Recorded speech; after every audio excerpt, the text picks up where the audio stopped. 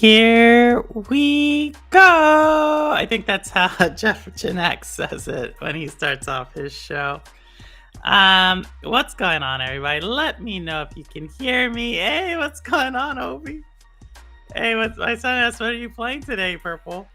What am I playing? I think I'm gonna actually talk about that because there is something I want to play here pretty soon.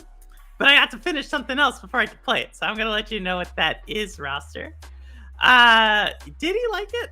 You know, let me know if y'all want me to do that Hot Wheels stream again. I really did like that too. So, but how's it going, everybody? You know, I think today's going to be a shorter stream for no other reason than I think it's going to be a shorter stream. It may be longer. Watch like 2 hours later. It goes super long. But, yeah, so I wanted to talk about just a couple of things. Like recently I've become really sentimental about my time in the military. So I think that's like really weird because like I probably have thought about my time in the military more this last like month than like the last 8-9 years combined. So if y'all didn't know, I left the military like about 10 years ago. I spent 12 years in, and so yeah, it's been really like weird. I've been like just missing it a lot. So I don't know. It's just one of those things. Like I've been watching videos and just like remembering like when I received a certain rank or position. And when I think a few weeks ago I was out of town a few weeks ago, and I was at my friend's promotion ceremony, and so you know he's doing amazing stuff. And yeah, I don't know. Does that ever happen to y'all? Do you ever like there's a point in your life, like a career change you made, and you think about the prior career you had? I know some of y'all don't have a career yet. But for the ones who like been around for a second, you've had a career, and you think about it, and you like something you chose to leave. I don't know. Yeah, just let me know. But with that said, we're here to talk about games, you know, and different things that are going on in the gaming community. And so if y'all know my current 2024 game of the year, you know what it is. Awesome sauce. I want to throw out something else that is part of that franchise. All right, 2024 game of the year. So without further ado, we're going to kick this off pretty quickly. You know, I got trailers. I got stuff I want to talk about. You know, we got TV shows from games. We got companies doing amazing stuff. But first of all, I want to get this out because I want to know what y'all think about it. And Obi, I'm going to get back to what that says in a second. All right.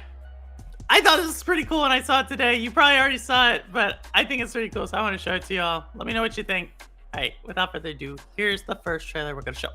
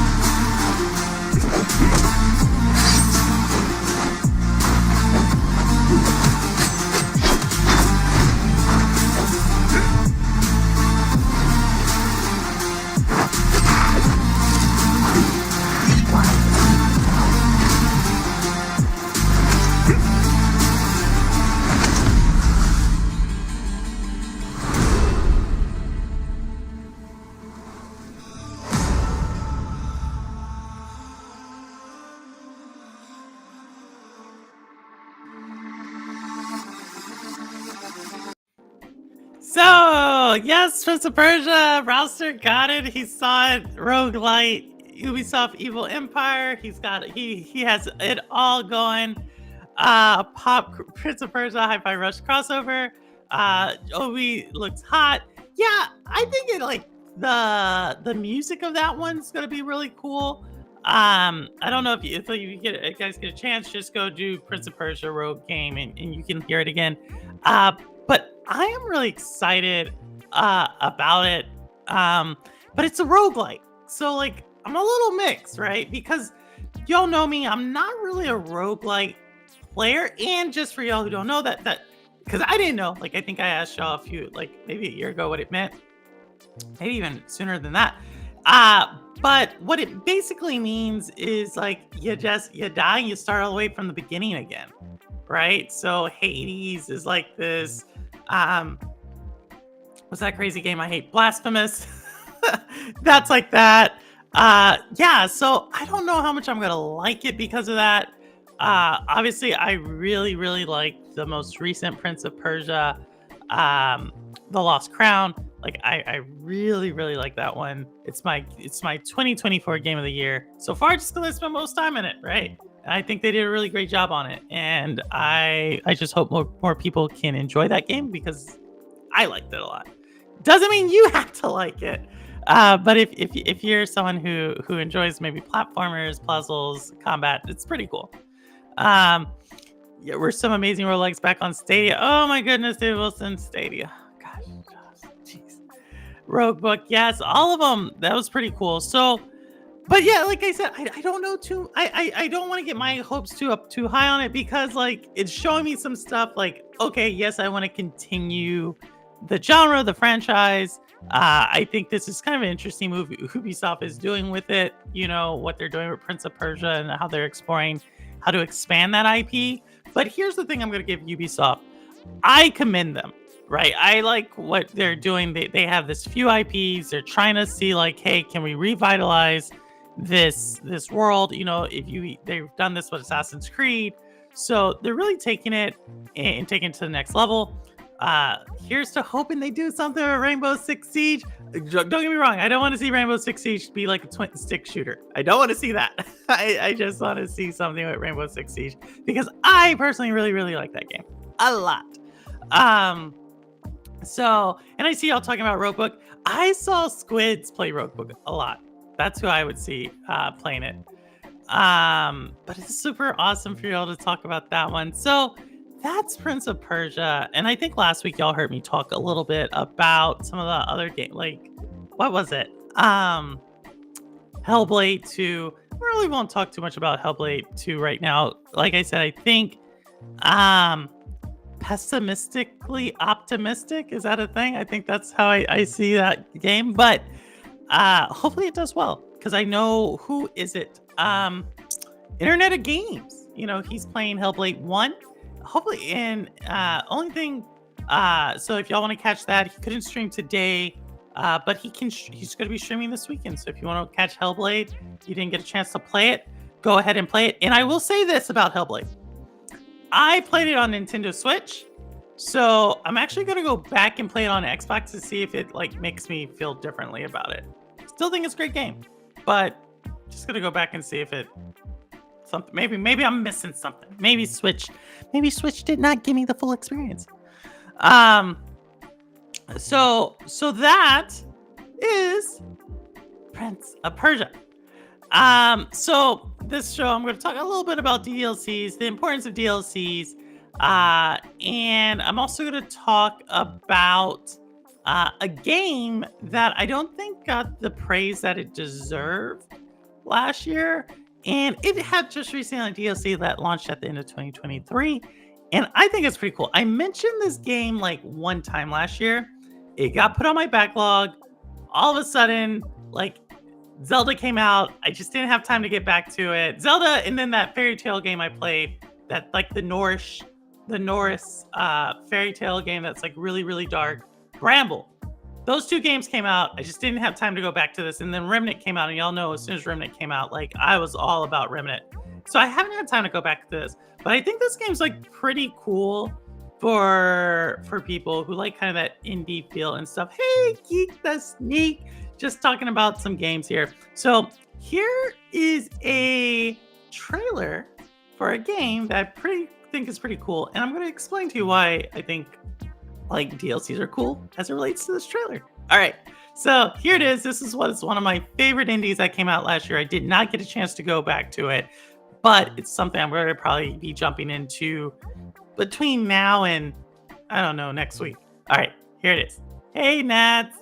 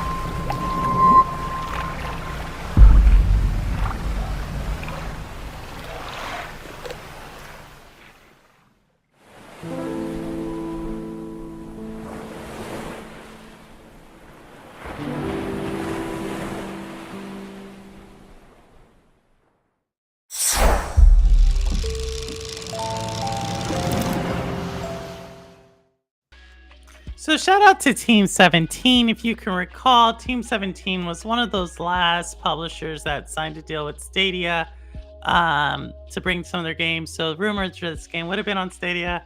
I don't know. Y'all know I am always going to be super faithful to those publishers and studios that supported that platform. But Dredge, with that said, you saw all the accolades there. I think it was an indie. It's not everybody's type of indie. Don't get me wrong. If you're not into indies, you're not into puzzles, you're not into like that kind of feel, and just I don't want to call it a cozy game because Dredge kind of has like a horror side to it. Maybe I'll play it on stream one day. I don't know. It might make good sense now I think about it. But Dredge, cool game. It's definitely indie, and it has a DLC to it. So I want to bring this up, and why I brought this trailer up specifically is you can see there that it really matters when you play an indie, you like their content, you watch their soundtracks online, you watch their videos. If you go back and watch that trailer, let's just look at how many things that they track. And every game company does this, but you know those indie teams really, really appreciate it. And so Dredge came out last year, March 2023. It made a lot of waves in the indie space. Like I think it was a PAX winner as well the year before. And as you can see, it just did phenomenal at so many different award shows. They came out with a DLC and they showed you like they continue to build on it. And it's a game I'm going to go back and jump into. It's something that I don't know if we've ever done a giveaway for Dredge, but if we haven't, I probably will. Who knows? Maybe I'll do it today. I'm just kind of in that type of mood right now. And so, yeah, but I'm really excited about this. And I'm really excited about DLCs because I think everybody always looks at the most recent thing. Like they look at these big things coming out and they're like, oh, that's the new shiny thing. But we forget sometimes that those games that we used that we played tons of hours into, right? They're still making content for that. And to go back into that world is just so remarkable, right? And I don't want to, I would be remiss if I didn't throw this up there. I actually don't have it up anymore. But yeah, there is just a ton of stuff. And so we're talking about DLCs. And I want to talk about probably the biggest DLC right now that's going to come out this year, right? You already know what it is if you follow DLCs. Do I own Dredge? I do own Dredge Geek, but I want everybody else to own Dredge too. So I think I may be giving it out. Hey, Crystal, what's going on? So with that said, here is probably the biggest DLC coming out. I know we give a lot of attention to new games, but again, if you can kind of see the theme, it's like going back to some of those franchises that we like, going back to some of those games we like, and so I got kind of everything for everyone. So I hear y'all. Y'all are like, but Purple, we like the big games. We want to go into that big world again. Well, I got this DLC just for you all. All right, enjoy.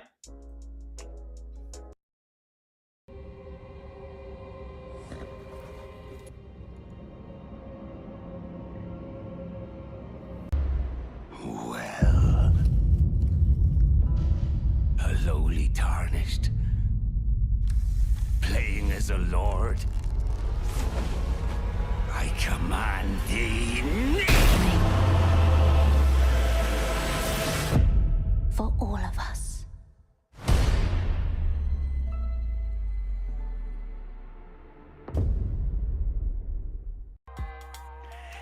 Elden Ring. Okay, so I had to look really far for like a Elden Ring trailer that wasn't like 3 to 4 minutes. So yeah, Elden Ring, right? Another really awesome game of the year. Looks like this one's just going to be just as good. Bringing it back in, it doesn't have to be really big and flashy. You just have to give us that gameplay loop. You just have to give us that story. You just have to give us that art style. And I do want to talk about art style because I think some people are missing what games are all about. And Elden Ring, I think it's beautiful. I think the song is really great. I think the gameplay is not for me. But if it's for you, like I think Rudix has played it. I think Geek plays it. Dave Wilson, I don't know if you're an Elden Ring type either. Jersey Chills Game plays it. I know a lot of people love it. I like watching other people play it. Like, to be very honest, I've watched probably last year the most gameplay I saw, or 2 years ago the most gameplay I saw was Elden Ring. I watched a lot of content creators play it. But yeah, that's super cool. Like, right, that people are coming back out, supporting that, just putting stuff out there. I think it's just awesome, you know? And I'm really happy for people to do that. So, Obi, I would, but I'm not good at. For me, I think that's a thing, it could be a thing because my 2023 game of the year. Now, y'all know I love Tears of the Kingdom from Zelda, right? Like, I think up there I have like my whole Tears of the Kingdom set up there. But that was not my favorite game of the year last year. There's actually 2 games that I put in more time than Tears of the Kingdom. So shout out to Rouster for dragging me out to play Diablo 4. I still love Diablo. I just don't think I like creating new characters for new seasons. That's maybe a story for another day.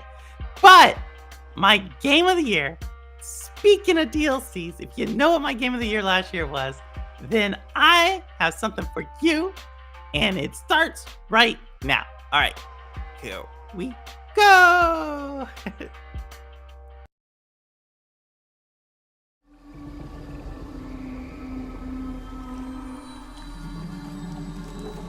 I have searched this jungle high and low.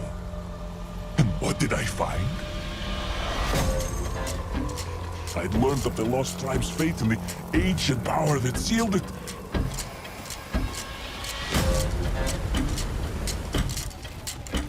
The living stones. Such power.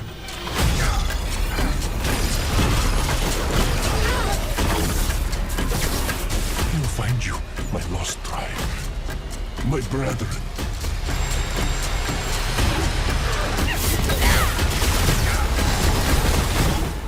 I am so close to the truth. I will not give up.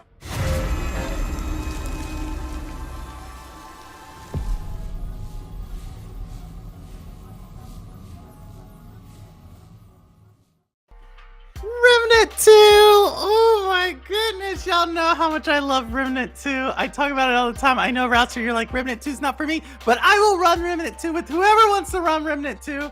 I love Remnant 2, right? They say it's a Souls-like game. I don't know about that. Like, yes, it is hard. I'm not gonna name a certain boss in that game that is really, really difficult. But it's super cool, and I like it. I love it. So if y'all played Remnant 1, which was not on Stadia, sadly, but I believe it would have came to Stadia. But Remnant 1 was really cool. They launched 3 DLCs for it. It's an amazing world if you go through it. There's just so much lore. So if you're that type of person who likes to go around, learn about the lore, learn about, like, just shoot things, multiplayer with your friends. Oh, by the way, did I mention it's crossplay? It's crossplay. It's super cool. And Remnant 2 just takes it up like a notch. You don't really need to have played Remnant 1. I highly advise you play Remnant 1 so you can understand what this whole like world is about. Yes, I know it isn't. There was a prequel. Yes, there was a prequel to Remnant that I kind of want to go back and play now just because it kind of explains what happened in the 1960s. I don't know. There's a whole lore with Remnant. But what I like about that Remnant is because that just got launched today. That trailer is brand new today. That's why I love going on Thursdays, because so much news always drops on Thursday, so I get to talk about it. But Remnant 2, that is Remnant 2, The Forgotten Kingdom. So if you play Remnant 2 without the DLCs, what basically happens is you go to 3 different worlds. It's auto-generated. There's different ways you can roll it, and when I mean roll it, there's like different paths in the world. So shout out to Ambi.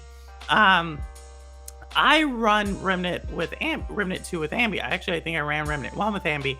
And in Remnant 2, we like basically did the whole game, right? I like looked online to say like, okay, some of those bosses were really difficult. It's really cool. There's like a boss that's like a puzzle. It's like really cool what they did with that game. And when I ran it again, I said, hey, Ambi, I don't think we saw some of these bosses. Like, and so we rolled again, so you can like have your campaign mode, and then you can go on and like play the game again, but still have your main game going. It's really cool. And we did that, And oh my goodness, like it was like playing a totally different game. So I just love what Remnant did. And now they're giving us DLC to kind of connect some of these stories together more. But see, if you notice, I said that DLC just dropped. And if you want to get another peek about Remnant, if you can't tell, I'm super excited about it. You can go pick it up on Game Pass. And I just told you I'll run it with you if you want to run it. Here it is again. Who would have thought? All right. I have given my life to this wretched world. I cared for them, looked after them. Yet at every turn, a betrayal! Treachery shall not be allowed! Death to traitors!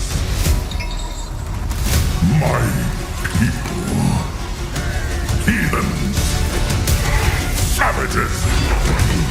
They respond only to cruelty. Without said cruelty, they would fall into chaos. This world would be awash in blood and agony.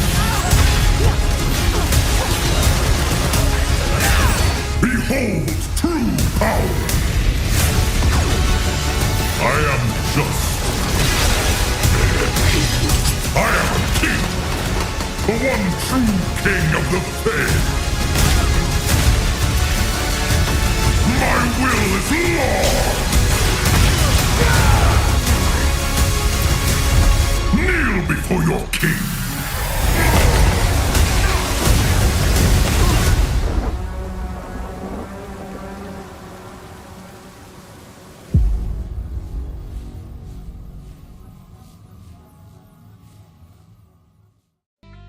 So shout out to Gunfire Games, the whole Remnant 2 team. So that was actually the first DLC that dropped for Remnant. So if y'all don't remember, Remnant 2 dropped last August 2023. When it dropped, it got a lot of love, right? It sold over 1 million copies in the first 2 days. I think total it sold over 2 million copies. It's on Game Pass, as I said. Look forward to when it gets on PlayStation Plus or whatever. I think it's PlayStation Plus. And the thing about it is, when they dropped it, they said, hey, we're going to give you 3 DLCs over the next year. So that was the first DLC that you just saw. The one I showed a few minutes ago, that was the second DLC. So already they delivered within like 7 months of the game dropping. They basically delivered 2 DLCs. Now, here's what I really, really like about this. And if I said I wasn't going to talk about it, but I am going to probably talk about it a little bit. Both of those DLCs are between like, and Remnant's a decently difficult game depending on how hard you want to make it. Each of those DLCs is roughly like 8 to 12 hours. So if you play the main game of Remnant, it's like a $50 game, get it on sale for like $35 or play it for free on Game Pass if you have Game Pass, so $17. And then you can get each of those DLCs for $10. So basically in each of them about 10 to 12 hours. So you're now getting like 25 hours of game. It's a lot of time to melt into a game. And I think we forget how exciting some of those games are for us. Like if there's a game that you really like, really go out and play the DLC. You know, I showed last time we did a show, I showed Valiant Hearts, The Journey Home, right? That is another DLC for that series that I really like as well. And I think, again, sometimes we get so caught up in what is new, especially the gaming media, the hype cycle. They're always talking about the next biggest thing. But sometimes the next biggest thing isn't necessarily in front of you, it's behind you. And I just want to give credit to like all those amazing games that we love, that we've played. Sometimes it's worth going back into those worlds and just exploring it again. A lot of you don't need me to say that. A lot of you already know that. But for me, I don't think we get excited enough for DLCs. Probably Elden Ring's going to have a huge hype cycle for it. Like I think Elden Ring should get a huge hype cycle, right? Right now, the hype cycle, and rightfully so, it's a sequel. It's around Hellblade 2. And I think that's super cool. But at the end of the day, Hellblade 2 is like a 6-hour game. Elden Ring's like DLC is like a 40-hour game. The Remnant DLCs, each of those are like 10 to 12-hour games. And those are really, really cool worlds. Those are worlds I want to go back into. Those are worlds right now that I'm putting off playing new games to go back and reacquaint myself with that world. And guess what? I'm going to do the same thing with Prince of Persia: The Lost Crown. right? They already said they're gonna drop new DLC for that coming up like once a month. So they dropped one in February. They're gonna do one in April. They're gonna do one in May. And I find myself like going back to these games because they're the games I really like. And I think they're really great investments for some people who are like, oh, that's an indie or that's not the next biggest thing. It's like, but it's fun. You know what I mean? It doesn't necessarily need to be the next biggest thing, the best graphics, the whatever the visuals. Let me say the best visuals. As long as it's fun. I think some people forget that about games. And shout out to like game creators who are just trying to make a buck. Like these aren't like millionaires. If you ever talk to a game creator, like right, they're kind of like social workers. And what I mean by that is like a social worker, if you ever talk to a social worker, they are like working their butts off, right? But the system takes advantage of them because social workers have like big hearts and stuff. And I think game creators, we take advantage of them. Like we say, oh, you create games and that's fun, but we don't pay you. So like when I see a DLC for a series that I really like, I am going to play it, right? I think the last time I was super, super, super excited for DLC like I am right now was Outriders. And I thought that was super cool. Oh my gosh, I'm like spitting yourself. Like I thought Outriders DLC was super cool. No one else thought it was cool. I thought it was fun. I still run Outriders. So if you want to run Outriders, another crossplay game, you notice I'm all about the crossplay. Like, I don't care what it is. I'm all about the crossplay. And if you want to run those types of games, like, definitely. But right now, like I said, I'm excited about the DLCs. I guess I'm mentioning that. So if you ever thought about jumping into Remnant, you ever thought about, obviously, Outriders, I will always play Outriders with y'all. Thank you to David Wilson, who got me on that. I think Geek the Sneak also got me onto that. But yeah, like, let people know. Like, who cares if, like, I am going to probably play Remnant's main, like, I'm going to re-roll it. I'm going to play it again because I like it. And I think that's the whole thing. Play the things you like. Support the things you like. It's not always about the newest, greatest things. Like, these DLCs are dropping left and right. Like, Ghostbusters dropped a DLC. No one's paying attention to it. Like, I don't get it. I wish people would talk more about it. That's why I'm talking about it. Like, no one else is going to talk about it. Outriders was fire. You want to know what's even more fire than saying Outriders was fire? Pyromancer was fire. God. Like, I get so excited. Thank you for bringing that up, David. Man. Oh, my goodness. Like, if y'all can't understand, if y'all don't know this, I am going to probably play Outriders after this because it just, like, thinking about that again brings so much, like, I don't know. It's just something to it. And yes, there are games I'm excited. I show you all the games I'm excited about, but I'm going to show you also what I'm excited to play. So, Roster, you asked me what I'm going to play. I think I'm going to probably play either Remnant or Outriders today.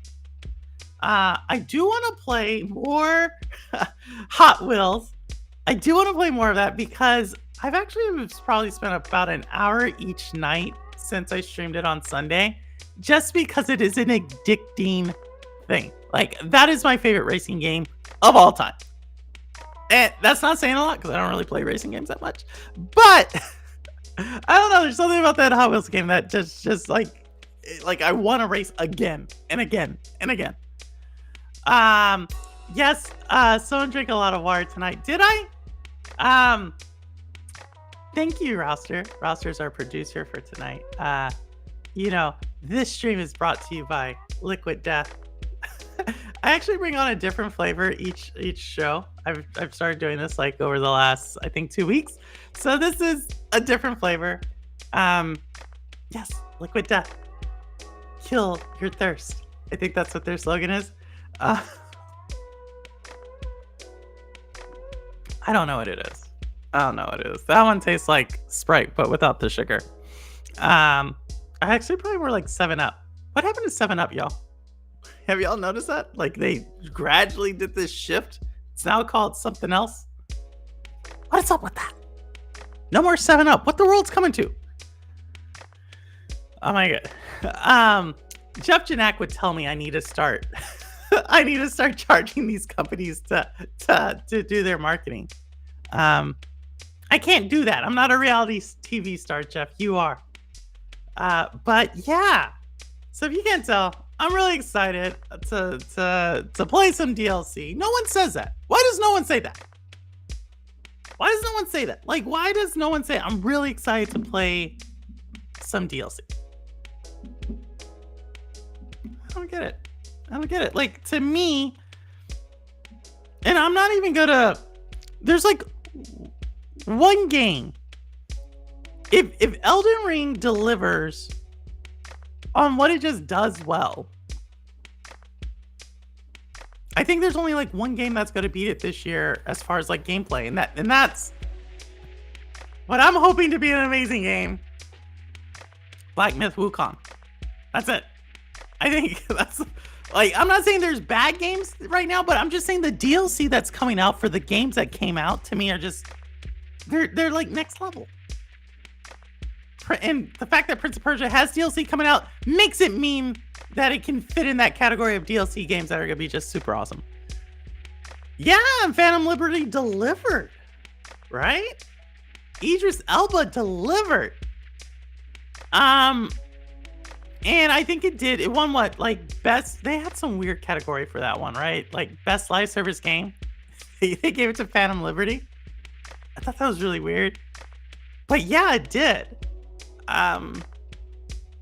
But and I think it should, and I think that speaks volumes. Maybe it's just because of how bad the launch of Cyberpunk was, except on Google Stadia.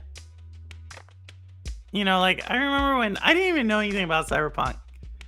I just know Google gave me a free controller when I bought it. And remember we got that free controllers when we bought games?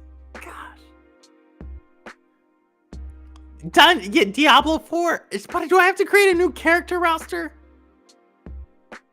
Do I have to create, if I have to create a new character, that's why, like, I will buy the seasons for Diablo 4. But I don't want to create a new character. I like my character. Hey, how are you been, AV? Haven't seen you in a second.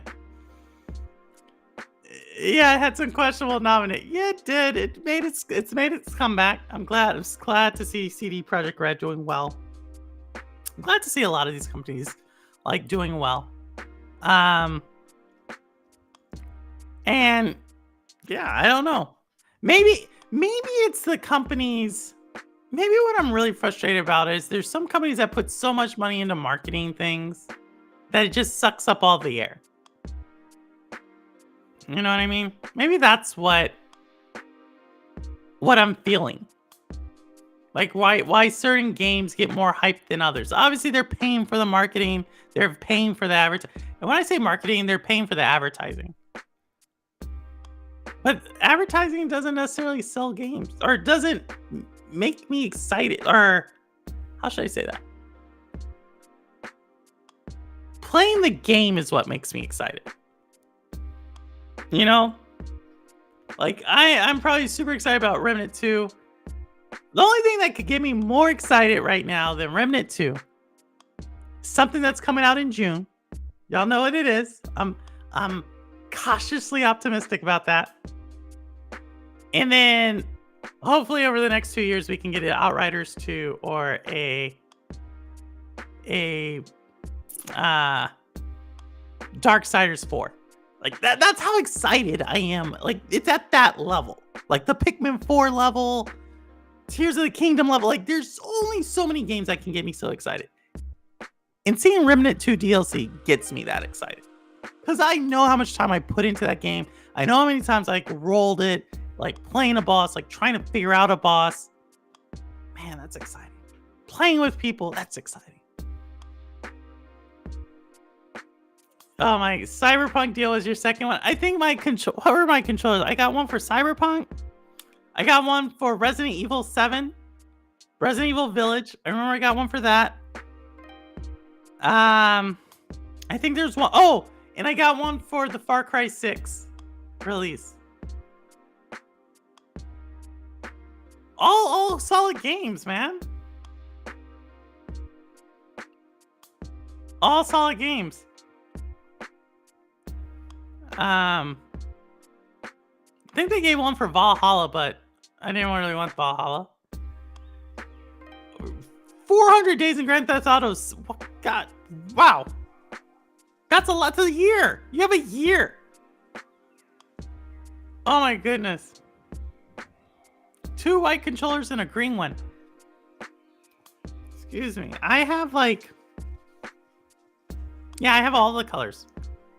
I have all the colors, and y'all saw I have the clear one. That was really important for me to get that. Like I have black, white, green, wasabi. It's not green, it's wasabi. Black, white, wasabi. Founders. Premiere. And I guess Premiere is the white one, right? Founders is like a purple tinge. And then the clear one to be part of the Stadia team. I have all 4. Or all 5 or 6. Genesis doesn't count. You know what, Simpleton? It's really funny because on their Twitter, someone said something like, we need a Darksiders 5. And then Gunfire Games like shot back like, we haven't given you Darksiders 4 yet. And which like got me super excited because I was like, wait, did they just announce there's Darksiders 4? Like that one's I'm pretty excited about. Now, and I actually want to go back and play Fury. Darksiders 3, you know what game reminds me of Darksiders 3? But I'd rather go play Darksiders 3. Stellar Blade, the game that's coming out on PlayStation. I'm like, that reminds me of Darksiders 3. But I'd rather go play Darksiders 3. For no other reason to see that ending again. Gosh, chef's kiss. Chef's kiss. Yes, I know. I'm super excited. I may try to pick up a second clear one. It doesn't work. It's just a prop, but it will always Stadia will all be so close. Oh my goodness, the crew. Oh gosh, that was another one. Do y'all remember just scrolling through like scrolling through the Stadia UI? That was so simple. Like you had your like library, you had your games, you had the store. It's like all at the top right there, and it had like social. That was super cool, right? Like it was just so easy.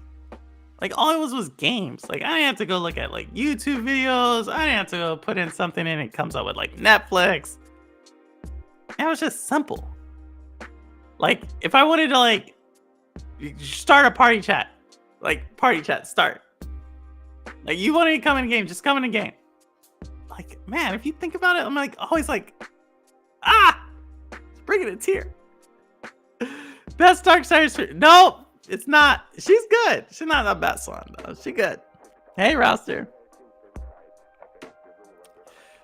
But never played 3. David Wilson, you got. Why are you doing? David Wilson, what are you doing? You gotta play 3. You know? Gosh,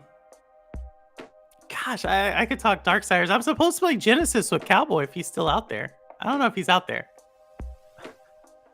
I have the PlayStation. He hasn't called me up to play Genesis, but I'm supposed to play Genesis with Cowboy. I have 14. God, 1400. How do y'all have so much time? Do y'all remember like Stadia hunters? For you Stadia folk? You like could go and you could see your scores, like how you stacked up. Yet like so many people. Like I still remember some of those names, man. How many hours they were putting Jack to Slip. Those are like celebrities. Those are legends in my book. Man, there's nothing no one can tell me that was not an enjoyable time. Gosh. My goodness. We're going to be talking about this like 20 years from now. Like Stadia was so good. You know, watch some of the new Fallout show. Oh my goodness. Speaking about the new Fallout show, do I have that? I meant to show y'all that. Actually, I don't have it. But I was going to talk about the new Fallout show. because it was good. So go check that out. I do want to talk about the new Fallout show. I think it's really cool. What I think is funny though is everybody's giving credit to Xbox. I'm like, that's Amazon. That's Amazon who did that, not Xbox. So kudos to you, Luna. No. That would be crazy if Fallout showed up on Luna. Play an adult community night with Cowboy. Take care. All right, later, Reaver. Oh my goodness, adult. I was on Cowboy's channel earlier. I think it's because they normally do it on Tuesdays, but they're doing it today. But yeah, community night's pretty cool. Oh yeah, I did, Rouster. I was like number 5 or number 6 in that. Or I forget. I was up there. I should have took a screenshot of that. Man. You show highly recommend Fallout. Go watch it. Go watch it. If y'all have a show you need to watch Fallout, you got David Wilson's approval. Drawful. It is. I'm on Halo Season 2 first, then I'll watch Fallout. Haven't played any Fallout yet. I've never played Fallout. So, to me, I think I'll watch it as a show. I think that's how I feel about Hellblade right now. Like, Hellblade 2 looks better as a TV show than a game for me. That's a good question for y'all. Where do y'all draw the line between like, yo, I think that would be a great game versus that's a great TV show? Like, do you think everything should be a game? Everything should be a TV show? I was thinking about that today. Like, why is it that some things I would rather play versus some things I wouldn't? Like, Little Nightmares, I don't want that as a TV show. You know what I mean? Like, I want to play that. But it seems like it could be a TV show. So, like, Fallout. Why is Fallout a great TV show? But playing it, like, do you want to go play it after watching it? I don't know. It's kind of like Cyberpunk. Like, now Cyberpunk was a cartoon on Netflix, and then it, like, revitalized that IP. I say revitalized because I think it was already going on the up and up. But why play something, or I shouldn't say why play something, but more or less, like, where's that line? Hey, Crystal, no worries. It does. Is Sandy over there? I've joined it a couple of times. Let me know if Sandy's over there. That's pretty cool. It's already new Vegas, but only like 4 hours. I'm waiting for delivery of new Series X to play it. Ah, a new Series X. Why are you getting a Series X, AV? That's cool. Rouster, you're a Fallout type. So I've told Fallout 3 is the best. I don't know. I think like a lot of people like it. It's also getting a remaster. And that'll be available on all consoles. So a remaster for Fallout. It's pretty cool, right? If you want to go enjoy that world again. I think they just announced that today too. Like today, the remaster for Fallout 4 will be April 25th. I may have just made that up, but I believe that's what's going to happen. Really? The game that I want to go into, and it has like nothing to do with Fallout other than maybe in a post-apocalyptic world, is the Metro series. I was starting that on Stadia, and that was so crazy. It was like $199 a game. Can you believe that? We got that game for like $199. Man. I think I got the whole trilogy for like $5. It's crazy. $5. But that's the series I want to go back into. That's like that level. It depends on the game universe. I tried to get into Fallout, but couldn't. No worries, Obi. Obi, I really want to go play. I want to go do an Obi's Fight Club tomorrow with you. If I play and get the feeling like there can be more stories here, then yeah, I want to see more of the world. So give me an example, Simpleton. Like, give me an example of like a game that's good, but you're like, nah, I'm good with that. And then a game where you're like, there's more to this world. Like, that's where I'm like, TV shows, because then I feel like if there's more to this world in a TV show, I'm trying to think of that.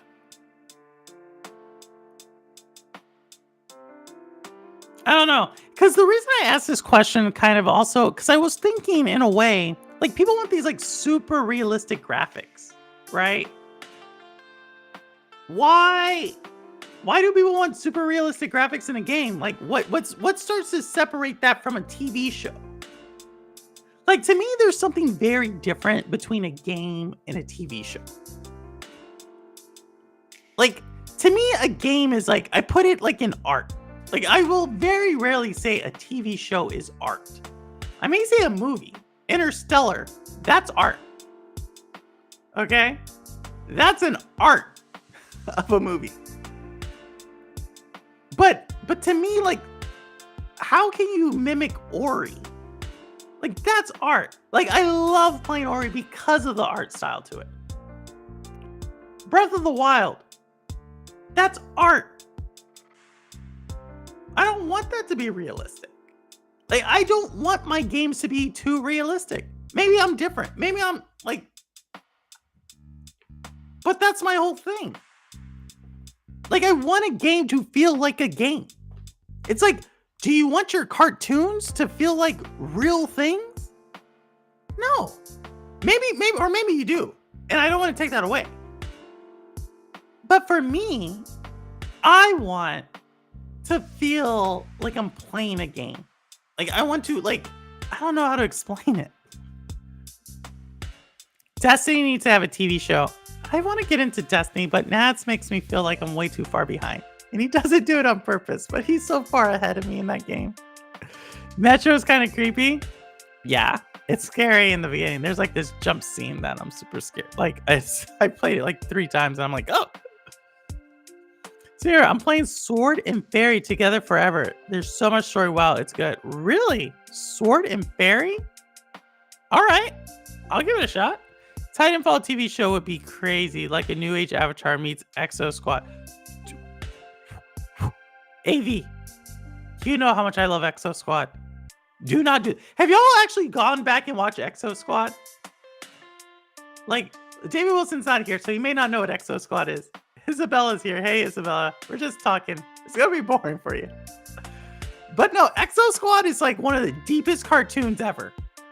Like, I'm telling you, go back and watch it. They deal with so many topics in Exo Squad. I can't believe that's a kid's cartoon. So many topics. Yeah, like, Obi, I'm like... Someone told me they're like purple. How much better do you think Zelda would be if it was like lifelike characters? I'm like, probably not that good. Like, I'm just being honest. Like, I don't want Mario to be like literally an Italian dude, like an Italian plumber. I do not want to see that. Like, do some cool stuff with art. Make it like Pixar. Do some stuff like that. Cool. Like, maybe I'll see it in that art style. But don't take away my art. Like, there's something to be said. Like, what's the difference? Like, photography can be art, but not every photo is art. You know what I mean? I don't know. It's weird. It's literally nowhere. AV, I found it on like YouTube. Like, they had old YouTube Exo Squad. They may have taken them down. But I found it on YouTube. Man, it's deep. It deals with like genocide. It deals with like queerness. It deals with like racism.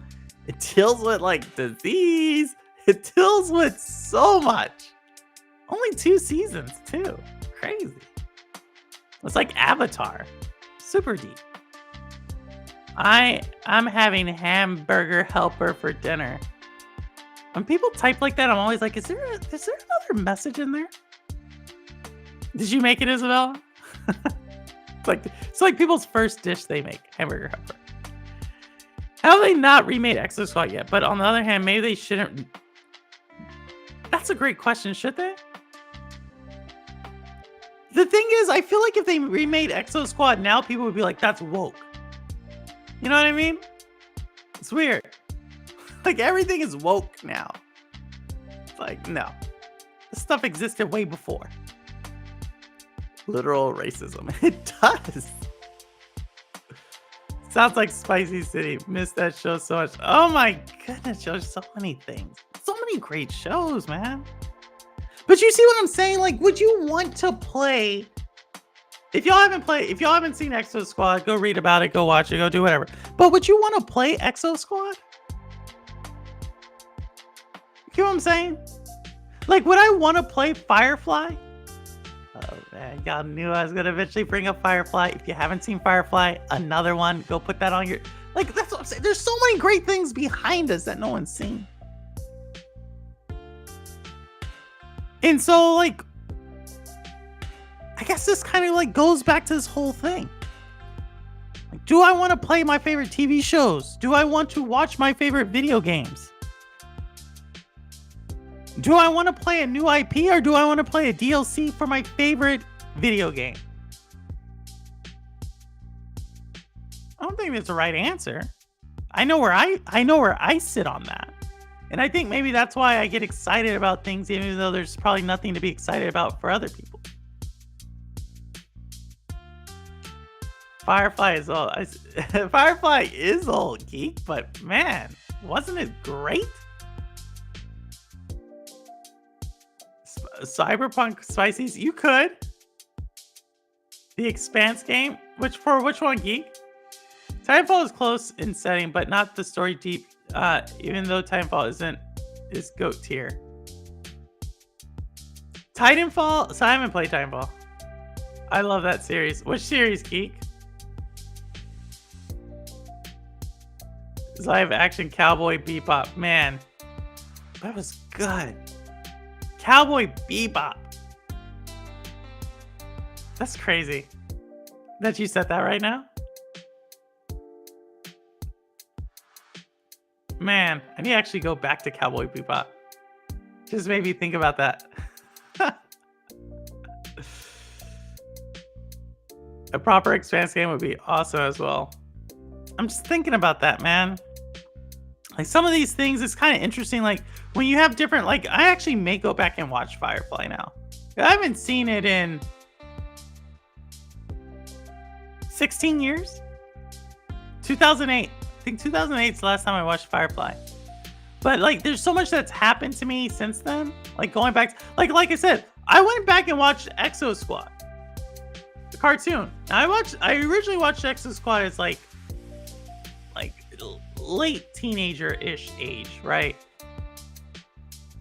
And so now going back and watching Exo Squad now, it's like, whoa, different. Obviously, it's like cartoon and it's not the same, but the themes. Going blind. Titanfall 2? Do I need to play Titanfall 1? I'll do it. I take y'all's recommendations. Like, I think some of y'all know how I game. You know what games I like enough that I'll take it. Like, there was a solid time there that I was in the military that I did not play games. Like, I played Age of Empires a couple of times, but I didn't play other things. So I'll play it if you say it's good. A VR mech game around Exo Squad would be nice. They'll make a mech fighting game with different mechs like Ripley from Alien and Captain. See, a VR mech with Exo, that would be kind of cool. I could see where you're going with that. But see, that's a totally, like, I put VR in a totally different category. Right? Like, VR, despite what Mr. Urban World says, he may be around. But to me, VR just isn't quite where it needs to be.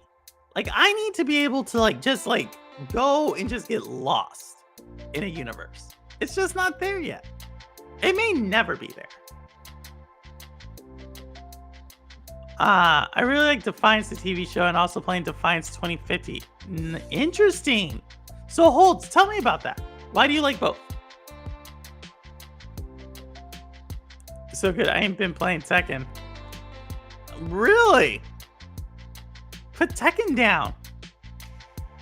Wow. Talk about blast. Knight Rider. Oh man, you know which one I find is a blast from the past? No one talks about it as much. Same time frame. Magnum PI. You know what I mean? Like, everyone always gives like Knight Riders, Charlie Angels. No one's talking about that. No one talks about Magnum PI. Why not? It was just as good. You know? I can think of like the 80s, so many great TV shows in the 80s. Action TV shows? It's like the 80s are like the best time frame for cartoons and action TV shows. Prove me wrong. You know what I mean? Like, you're not gonna be able to prove me wrong on this. Like, no, 90s, nope. 70s, nope. 2000s, get out of town. You know what I mean? I don't even think they make cartoons anymore. Maybe I need kids. Y'all be like, Purple, go get some kids. They make cartoons.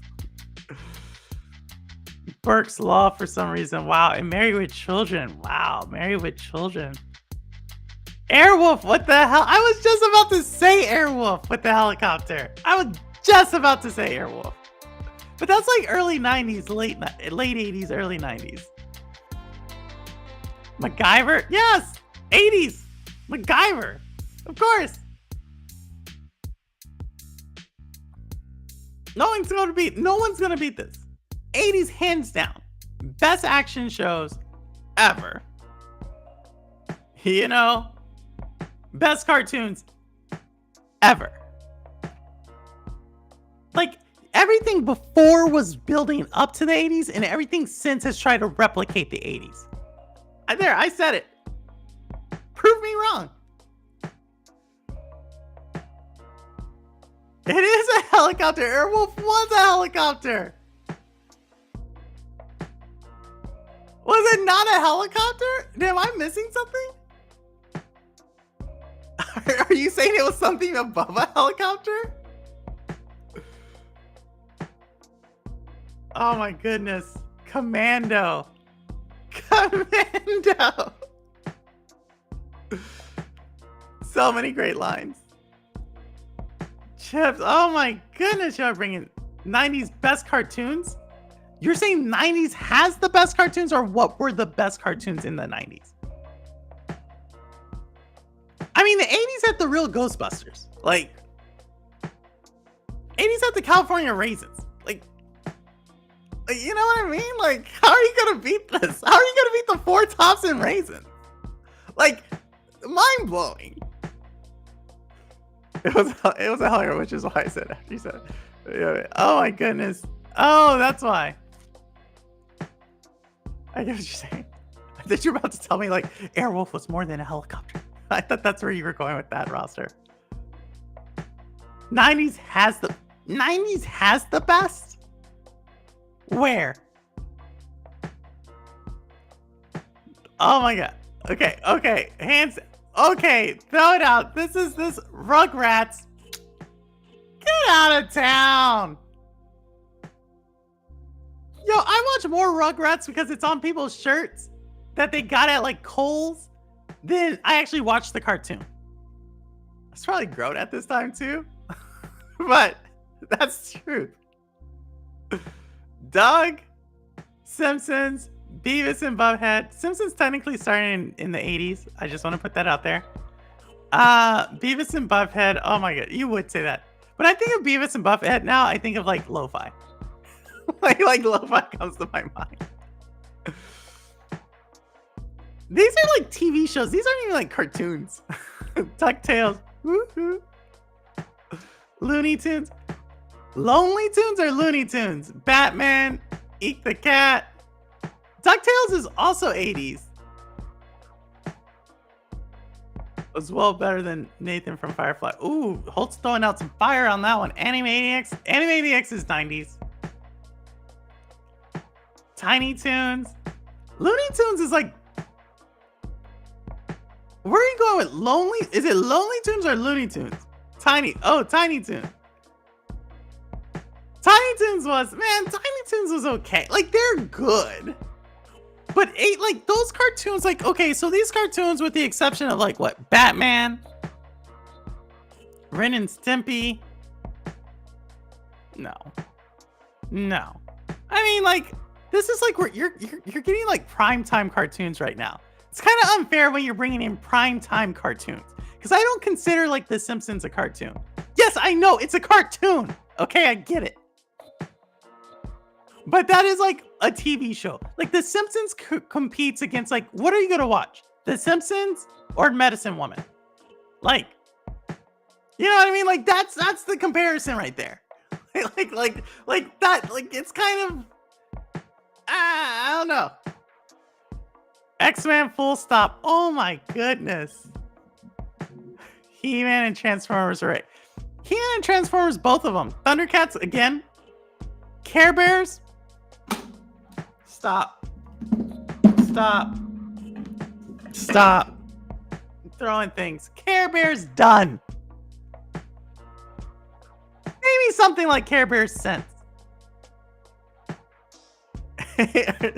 So, Jeff, you may be able to predate me on this one. I don't want to get into this. Transformer G.I. Joe? I'm not even a dude. I just know I was playing.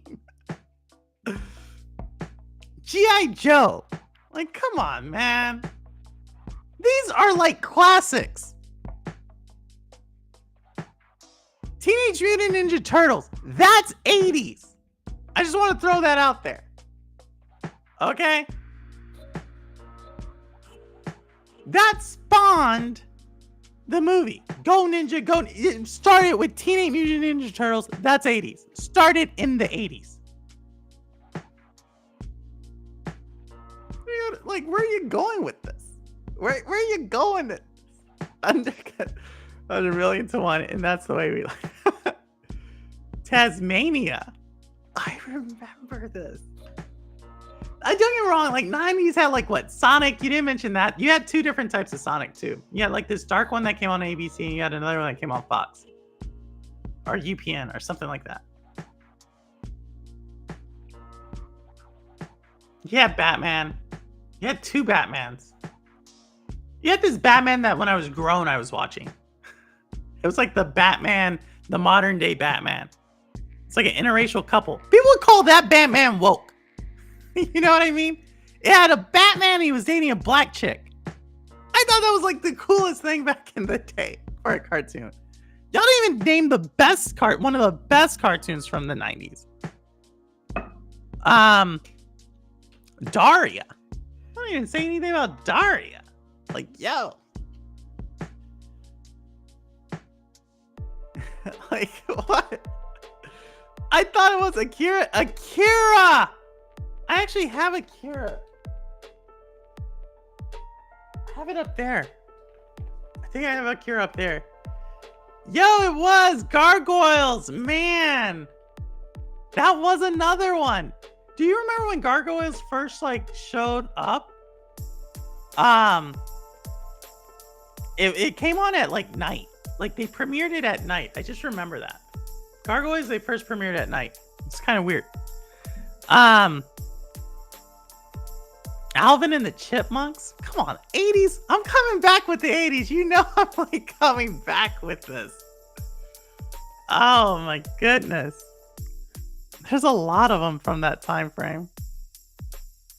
Dark Stalkers.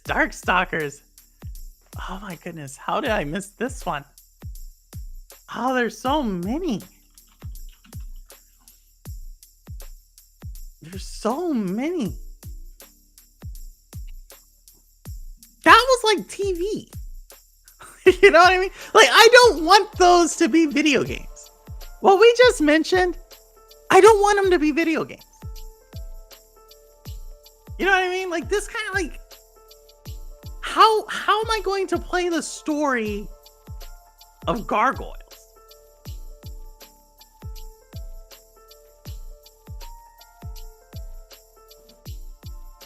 You know, if I want to go like really far back, like this is pre-80s. Okay, Johnny Quest. Like the original Johnny Quest. Jeez. Man. Tintin. What do you call Tintin? I didn't know you were AV. You're from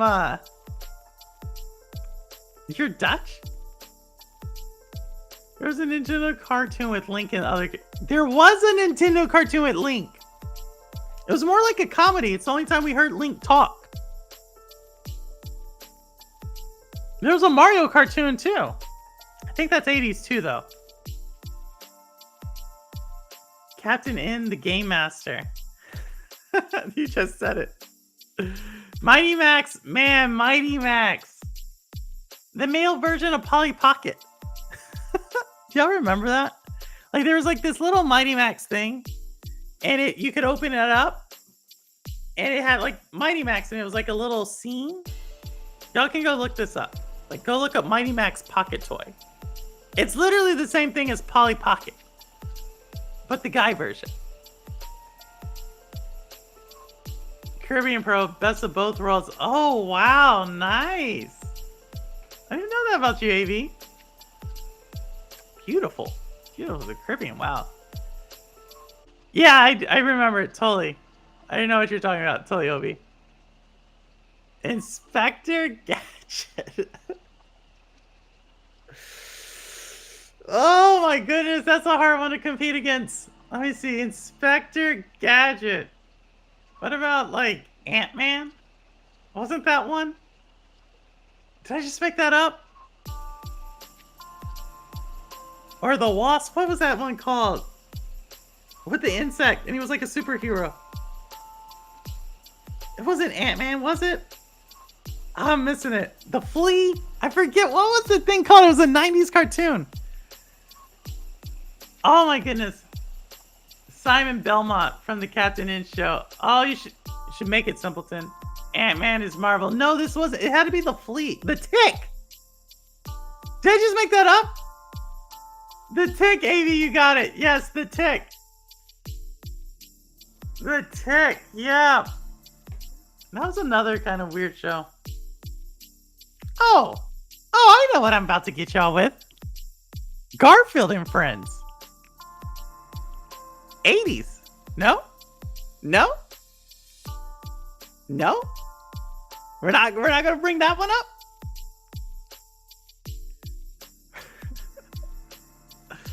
My goodness. Such a good cartoon. Man, some of these are so good. Arthur was his companion. Yeah, it was. That's the Tick. Oh, I'm trying to like go back. It's been so long since I thought about some of these. Charlie Brown missing field goal. Charlie Brown, now that you're like going, if you go Charlie Brown, that's like pre-me. Tom and Jerry all-time best. That's right. Y'all going way back. Y'all going Tom and Jerry. Oh, love that cat. Isn't it Garfield and Friends? I told you, Obi. I knew, man. It's hard to. So many great ones. So many great ones. Those are like late 80s. I had to go deep for that. I had to dig deep for that one. I don't know. I still say the 80s, man. They experimented. They broke the ground. The 80s cartoons allowed the 90s cartoons to thrive. Let me say it like that. Oh, man. It's like the best Schoolhouse Rocks were in the 80s. Oh, my goodness. I'm trying to think, like Winnie the Pooh was in the 80s. Bobby's World. Bobby's World. Oh, wow. Who would win in a fight, Garfield or Heathcliff? Heathcliff, dude, could fight. Oh, my goodness. Heathcliff. People in chat are like trying to like look this up. Like, who's Heathcliff? Oh my goodness. So many. So many. Like, I'm realizing, like, I need to get these things on, like, Blu-ray. Like, think about it. Like, we were just talking about Exo Squad, right? Like, think about some of these things you cannot get. Because everything's streaming. Everybody's talking about TV shows or movies you can never watch again. Imagine the cartoons we can never watch again. Like, I don't even know how I would get a Heathcliff cartoon right now.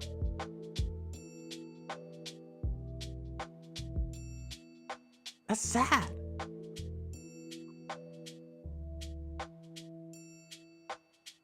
I don't know. This whole day. Hey, Wit, what's going on? Whole day I've been like reminiscing about my army, thinking about these cartoons, thinking about DLCs that don't get attention. Like, I'm trying to shine a light on the greatness, the things that bring me joy. I don't want to watch something new when I can go revisit something. I think that's the theme here. If I had to like string it together. Something that, you know, we did. Maybe that's just getting old. Let me ask Jeff. He's older than me. I think I hit that point. I think I hit that like 3 weeks ago. I started like just thinking back.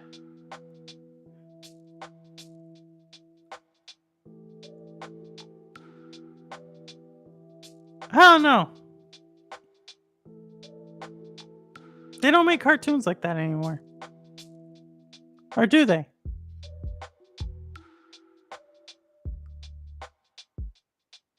I don't mention one of my favorite Saturday morning cartoons, Bionic 6. Wow. Goodness. Can you get, like, that's what I'm saying. Like, Toxic Crusader. You are talking like, man, so many. Like, just waking up, watching things.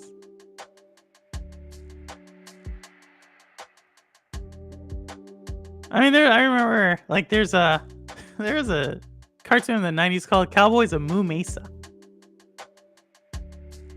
I always wanted to see the end of that. There's this other cartoon about this dude who went to these 7 different... He was collecting pearls. I always wanted to watch the end of that. Some of these cartoons didn't end. Mighty Max ended. I actually remember watching the end of Mighty Max. There's actually a really cool cartoon in the 90s called Jumanji. I get it was a TV show, but they came out with a cartoon also. That was a good cartoon. Biker Mice from Mars. Biker Mice from Mars. I just remember that. You know, there was another cartoon that was like, they were like mutants and they could fight. And in order for their bodies to heal, they would have to go in like some water or something to heal. I can't remember the name of that show. But it came around the same time as Biker Mice from Mars. Oh, what was that? I can't remember what that was called. It's been so long. Pirates of the Dark Water. Was that the name of that movie? I don't know if that's the name of that movie. It might have been.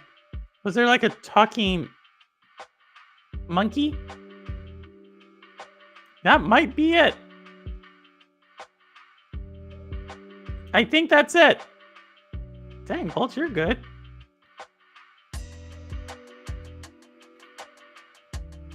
Yeah. Wow.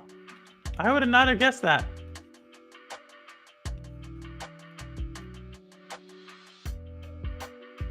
Man, I want to go watching that again.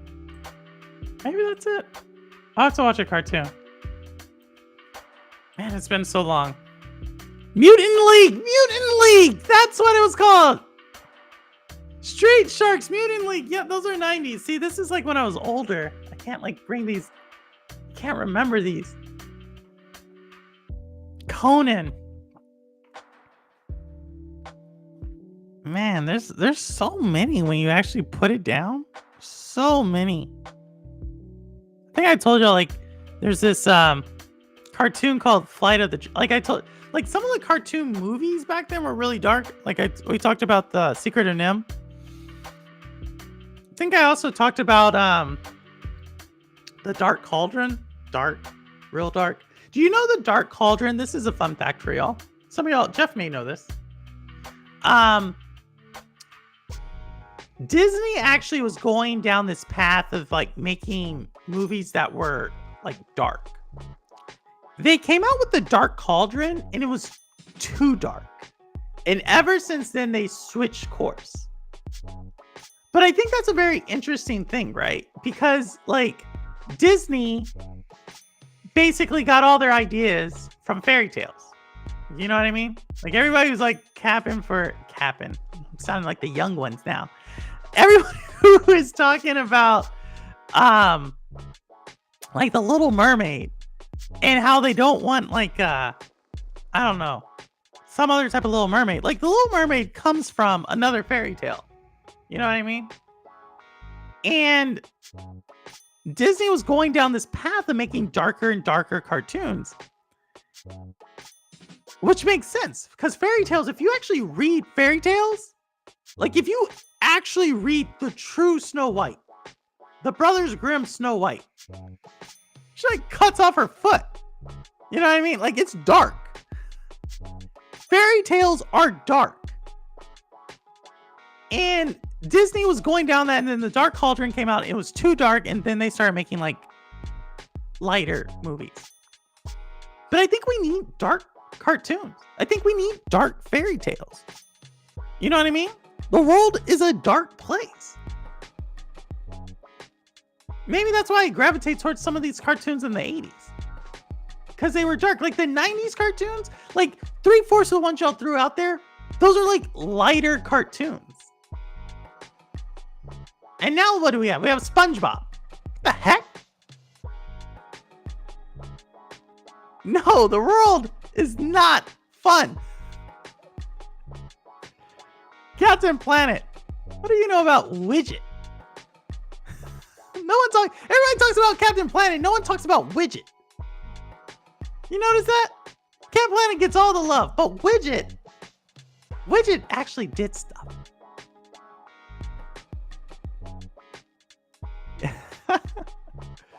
You weren't that dark. Which one were you? What were you, Crystal? What were you? Tell us yours. Maybe I haven't said yours. See, I have a brother. So that's why, you know, like my cartoon's like geared towards action. He's older too. So, you know, that's why I go that way. I threw out Care Bears. Care Bears weren't dark. Smurfs. How did we miss Smurfs? Man, you're right. He-Man and She-Ra, that could be, He-Man could kind of be dark. Rainbow. Right, Care Bears. I said Care Bears. I did say Care Bears. But Smurfs, you're right. I mean, but Care Bears has like underlying themes. You know what I mean?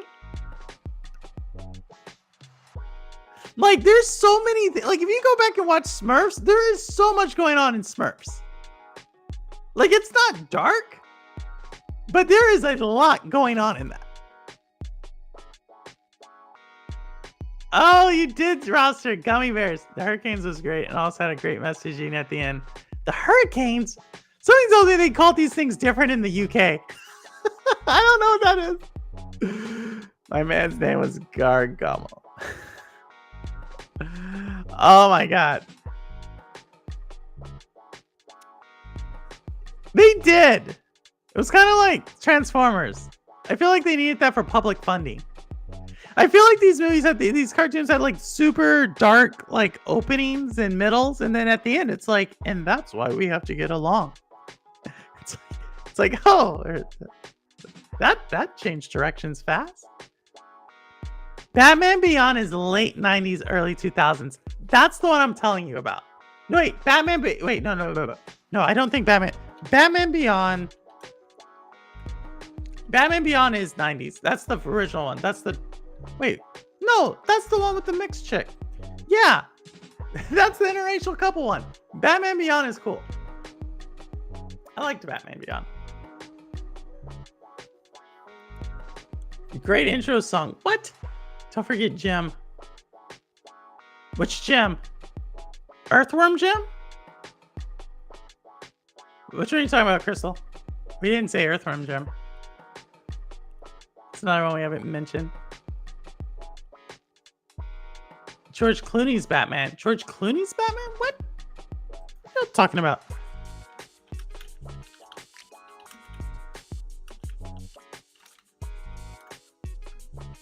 Oh my goodness. Batman and Robin? No. No. No.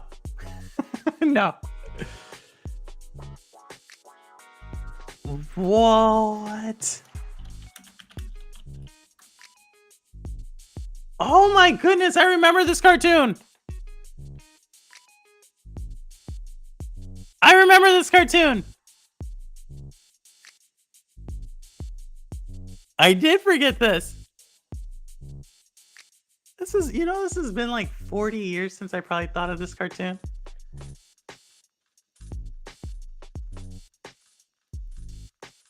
My goodness.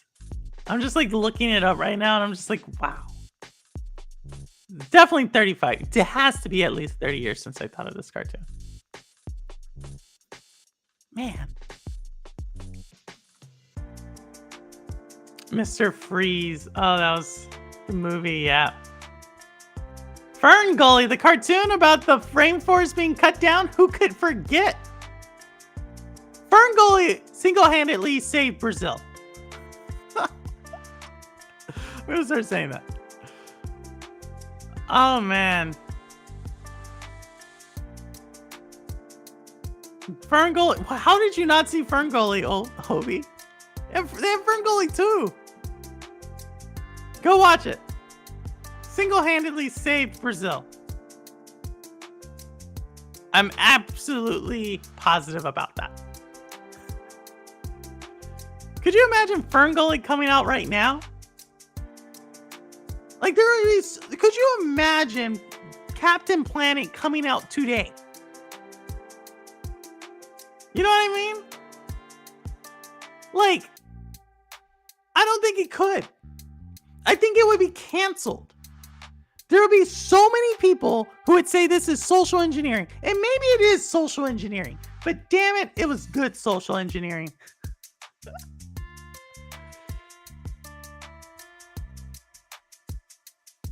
Man, I don't like, that's so weird.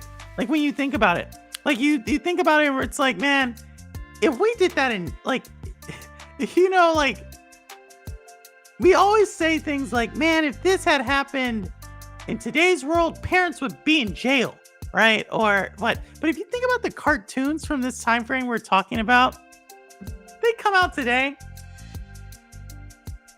Like, I just don't think they could come out.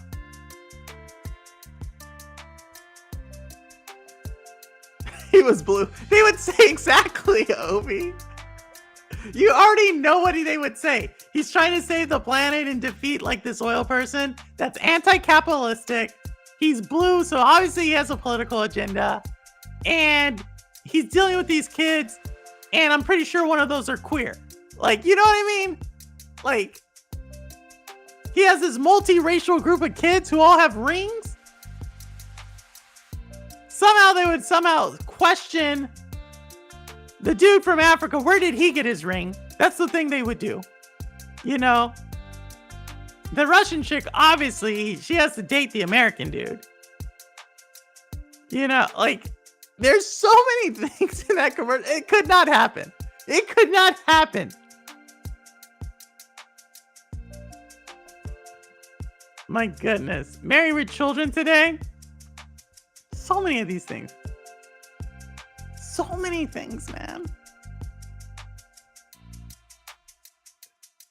I'm just thinking about that. This couldn't happen. They would question everything. Think about it. Like, I'm surprised people haven't started questioning Captain Planet now. I'm surprised the people who made Captain Planet, who is it, Viacom? One of these. I'm surprised they haven't been sued. Watch this, like tomorrow you see like a class action lawsuit against Captain Planet. Oil companies have entered into a class action lawsuit against Viacom. It just wouldn't fly today. Why not though? It would be so messy. I could just see it, protests breaking out in the streets. Leave our Captain Planet alone.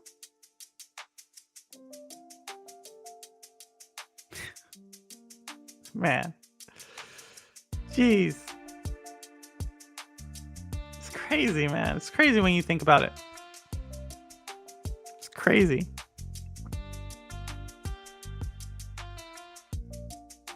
I don't know. Get sentimental when you think about it. It's sentimental when you think about how much things have changed.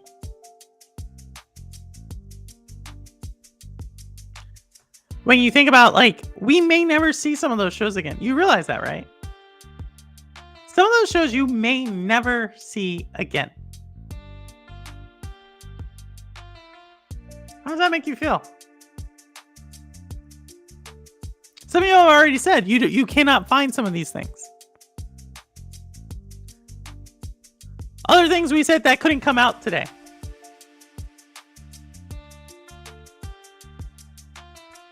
It's weird, right?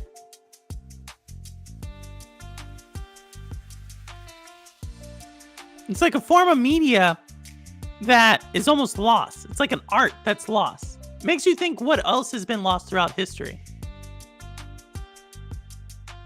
Like I imagine like several thousand years ago, there was like another purple and said, well, that cave got closed. We'll never see those drawings again. I feel like that's like I'm pretty sure that happened. That's like kind of how I'm thinking. There's like some purple at like Pompeii. Volcano comes up. Oh, well, that's lost. Atlantis. Oh, it's gone. Maybe that's our current day, like it just gets buried.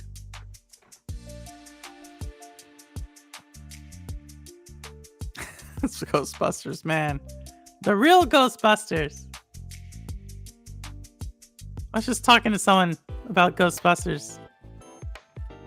You know, I still need to see Frozen 6. I went to Ghostbusters and I bought the collector bin. I can actually go get it if y'all want to see it. But I bought the collector bin.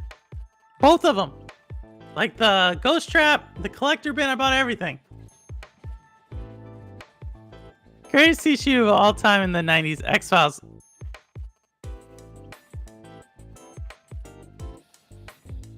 Greatest TV show of the 90s is the X-Files. That's...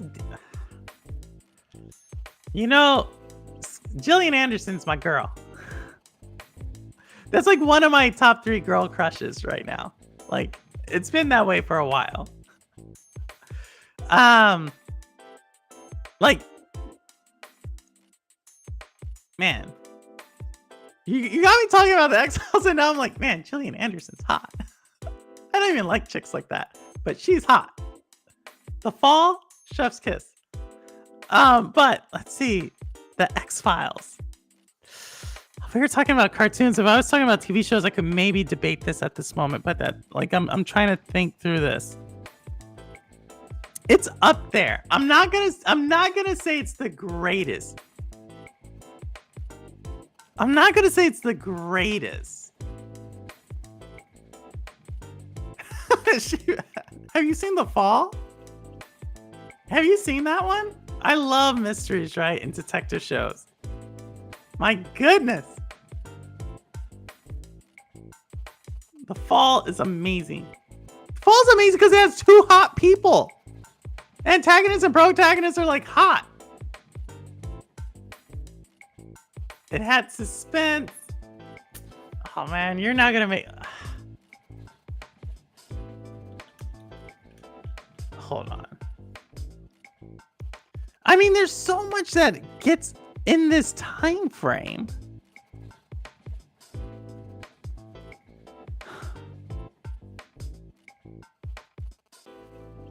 21 Jump Street's not that time frame, right? That's a good show. That's a good show. You know that's a good show. 21 Jump Street. I mean, some people would say 90210. I mean, there's a lot of them.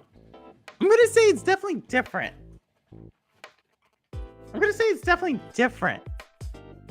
Because it's like a serious show. Aliens, it does have a lot. Johnny Depp, yummy. Johnny Depp now? He was. Now, Crystal? Nah, the 80s. Baywatch, 90s. Yeah, I know. I was saying, like, there's some of these, like, that are in that era that I'm like, I mean, you threw out a haymaker. Like, you know, it's like and I'm like trying to, like, stumble.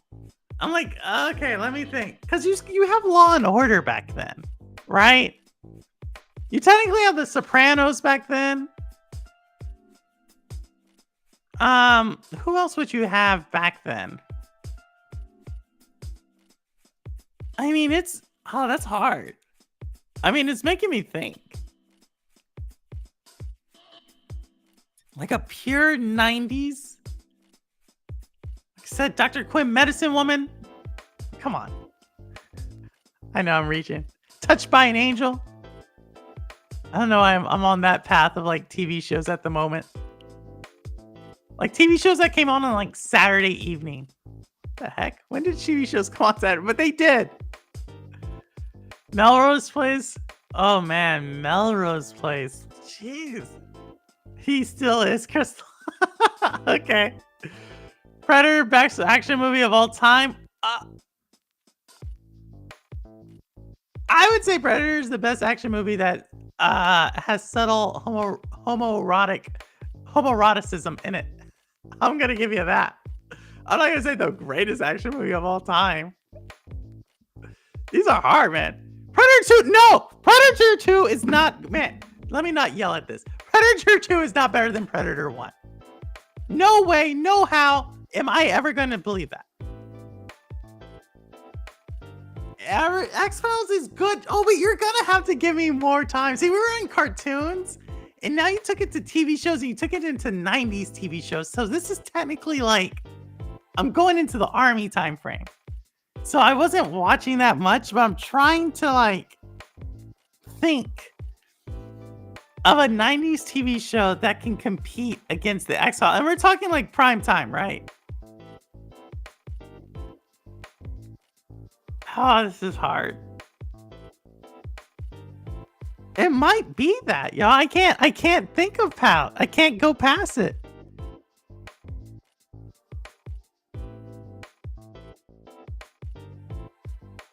My God, I can't think past it.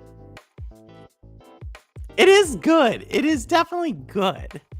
Because I think when I think of 90s TV shows, I think of 90s sitcoms, right? I think of like Friends. I think I've like Cheers, like shut down. Like, didn't Cheers end in the 90s? I think of like Married with Children. Like, I think of 90s sitcoms. The Cosby Show ended. Fresh Prince of Bel-Air was like, I don't think of like 90s TV shows like the X-Files.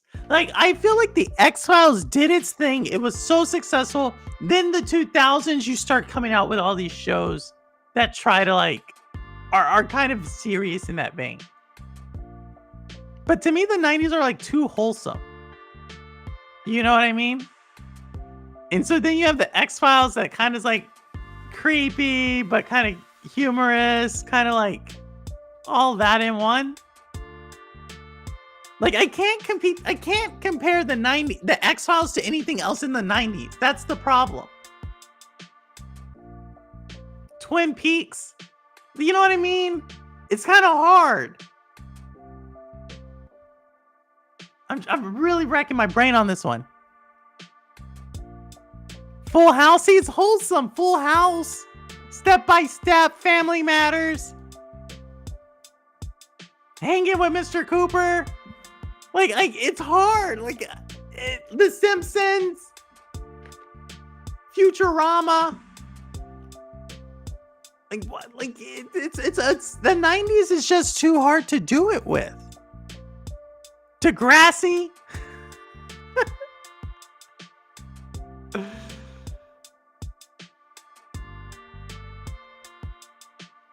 No, it has. But it's the okay. So you're saying it's the greatest of the '90s? See, I had to compare it against other. I will say this: it's an evolution of TV for sure, and therefore I would have to look at it and compare it against other evolutions of TV. Like I would have to compare the X-Files is like the Twilight Zone. Like, what are you going to compare the Twilight Zone? I guess you could say Alfred Hitchcock Presents, right? And I guess you could compare both of those to Tales of the Crypt. Which isn't the X-Files, but in a way it kind of is like the X-Files.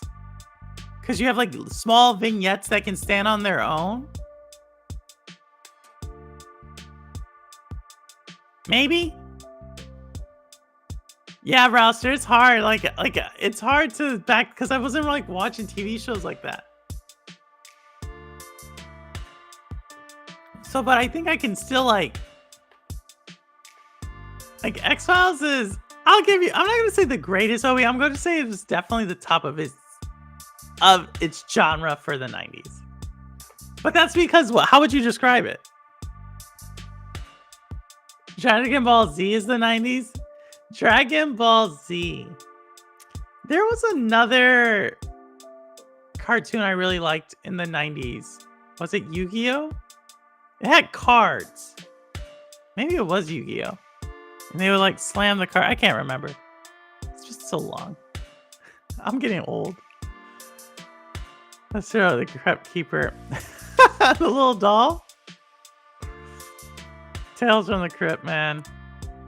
He's good. He's good. It was good, man. Like I said, that was a good show. Roseanne. Man, Roseanne. Again. But then you had that whole thing, like, where these TV shows, like, kind of like, they try to, like, tell a moral story. You know what I mean? Like, Roseanne did this. Step by Step did this. Like, they would try to tell a story about, like, and that's why you shouldn't join a cult. And it's like, no crap, you shouldn't join a cult. I didn't want to see that in Roseanne. You know what I mean? Tim the Toolman Taylor. Like, they would always, like, there was this point where they were, like, funny, and then they got serious. Like, there was a point in, like, the mid-90s where, like, sitcoms, like, would start talking about, like AIDS. Like, someone would have it, and it'd be like, they got HIV. And then they would, like, die. It's weird. It's like, why is that in a sitcom?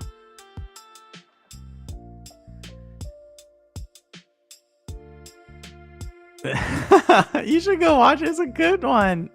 So many great stories. I mean, like, those vignettes. Maybe that's why I like Remnant 2. Bring it back from the top, you know? Because Remnant 2 is like a vignette.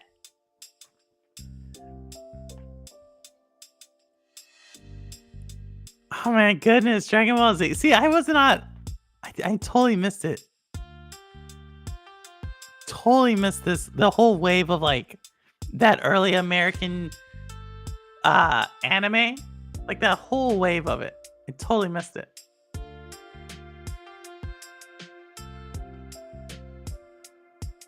Man, I just remember like that. Like those are so long ago. Like, do they even have shows like that anymore? Yeah, do they even have sitcoms anymore like that? Like sitcoms where you can watch it with like adults and kids? I don't think so. Do they? I don't know, Crystal, you have kids. Roster has kids. Obi has kids.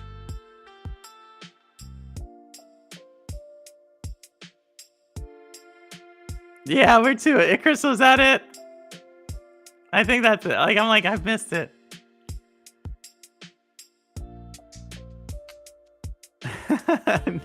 Mexican, Spanish. Mexican. Or just Spanish. Is that it? Go! We had a guy named Ricky. He could do that. He would do it at the soccer games. It was funny.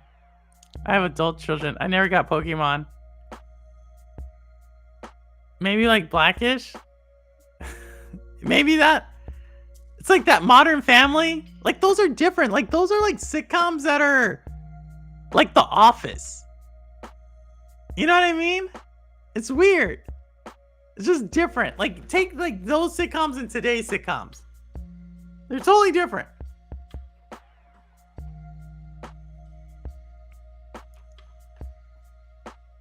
I still do a Kamaham to make people laugh. It's just saying things, but it's well faster than a transformation scene from. Oh my goodness. My son will be an adult in June, but he definitely doesn't act like it. He definitely doesn't drive like it. Your son kills us. Like, adults don't consistently win in video games. Your son destroys us.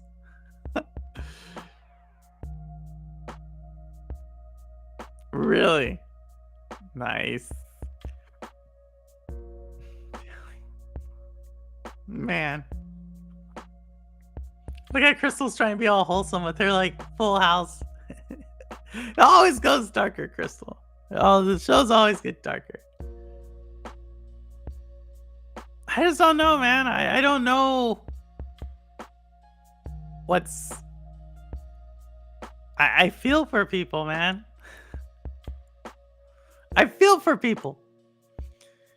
Because they're going into a world where they don't... We already know, like, some of the greatest cartoons we mentioned earlier, they will know nothing about. We can't find them now. We know what we're looking for, and we cannot find it. Okay? Now we talk about sitcoms. And in the sitcoms we mentioned were like The Office. Like, that frame where it's like something funny, and then they go show the character. It's like not a consistent show. You know what I mean? So you have that and that, and then they're going into a world of AI, right? And so if we can't find Heathcliff, Garfield, you name any of the ones we named today, Care Bears, Transformers, if you can't find it, what's AI going to give them? You know what I mean? Like, it's lost. I'm okay if things evolved, but it's lost. I have Metropolis back there. I actually have Metropolis back there. I was just talking about Metropolis with somebody. Akira. I don't think AI is going to find it, Holtz. It shouldn't be this hard to find stuff.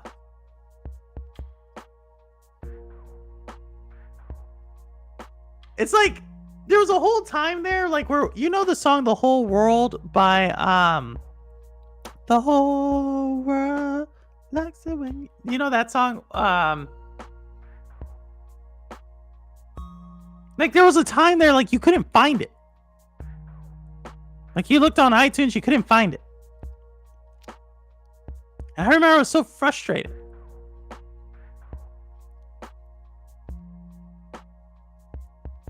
But that's how it's happening, like, with media and TV. You can't find it. I'm afraid that's going to happen with games.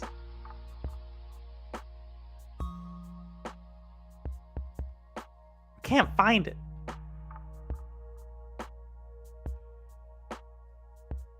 Like I said, the whole show is about DLCs and about the going back and playing things and watching things that enjoyed us, and like when they added new content to it and the excitement I get about it. But what happens if a game I can't play it anymore? I can't do that anymore. Outcast, yeah. Oh wait, there it goes, Outcast. There's a time there I remember I couldn't find that song to save my life. Literally to save my life. Then it came on. I don't know. It's like trying to find Prince. Like his stuff was not gonna get streamed. He refused. If y'all want to hear something that's really interesting, go look up Prince's speech at the Grammys regarding streaming. If you, like go watch that before you go to sleep today.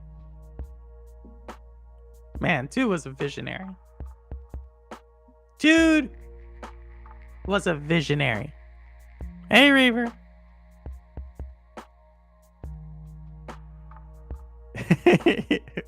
no, he's not, Jeff. Really?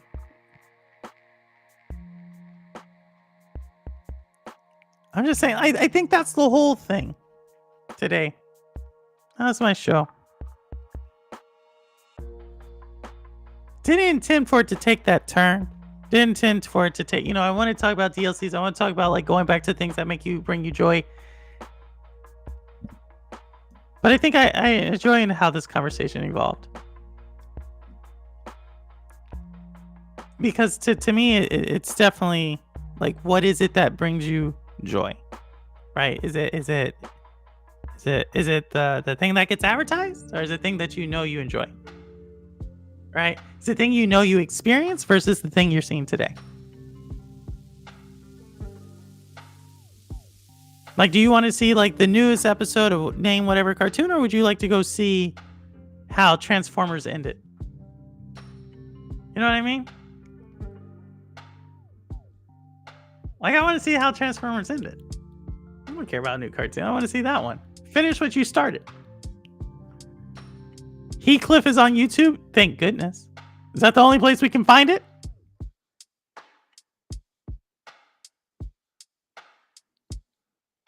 He did. Yeah. Well, thank y'all for coming, man. It's almost 10 o'clock. I told y'all I was going to be short. I gotta go drive into New York City tomorrow. I got an appointment. But that's my show, y'all. Thank y'all for this. Thank y'all for coming by. Thank you for just everybody. Crystal, Obi, Simpleton. Hit it with the movie. Holtz.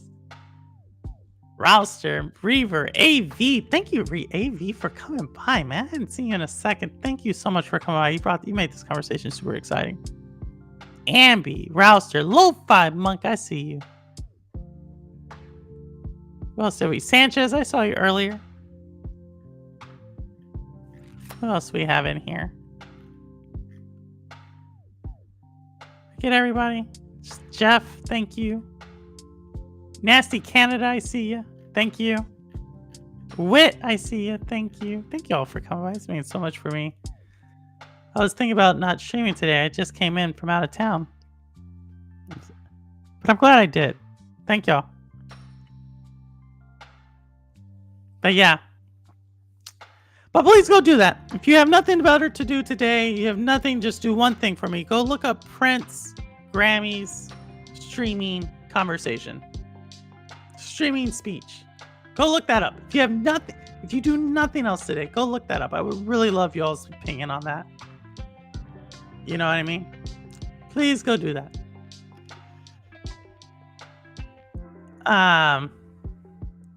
But with that said, yeah, OJ died. We'll talk about that on Jeff's channel, I'm sure. All right. With that said, I don't care where you game, how you game, why you game, what you game on.